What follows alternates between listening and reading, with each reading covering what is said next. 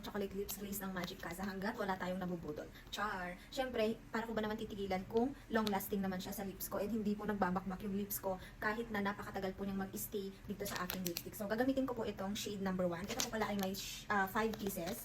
Ayan. And dalawa na lang yung naiwan dito. Hindi ko alam kung nasaan yung iba.